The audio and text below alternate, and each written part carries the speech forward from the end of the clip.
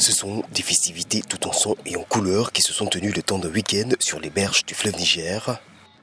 Touareg, Peul, Kanuri ou encore Soninké ont été mis à l'honneur à l'occasion du Festival des civilisations du fleuve lancé ce samedi. Une ode à la cohésion entre traditions et coutumes de ces ethnies vivant au gré du cours d'eau.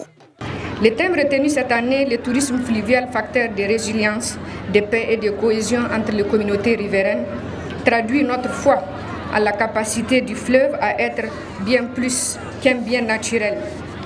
Le fleuve Niger, en tant qu'espace de vie et de mémoire, est aussi un creuset d'échanges entre des communautés unies par l'eau et le destin. Entre chants et danses traditionnelles, le festival est l'occasion, comme chaque année, de mettre en valeur les richesses culturelles, mais aussi les potentiels touristiques de la région du fleuve.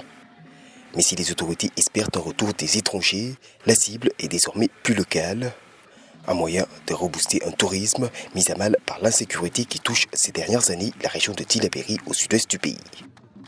Pour raison d'insécurité, l'extérieur n'arrive pas à venir au Niger. Mais maintenant, nous avons dû développer le tourisme intérieur. C'est pour ça que nous organisons ces différents festivals.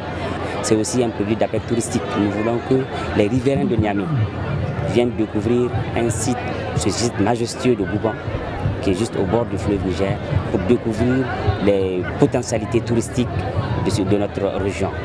Et à Boubon, où il se tient pour sa 3e édition consécutive, le Festival des civilisations est l'occasion pour la localité de renouer avec sa renommée d'antan. Ici, les poteries qui attiraient autrefois de nombreux touristes sont pris d'assaut par les visiteurs, le temps des 48 heures que durent les festivités.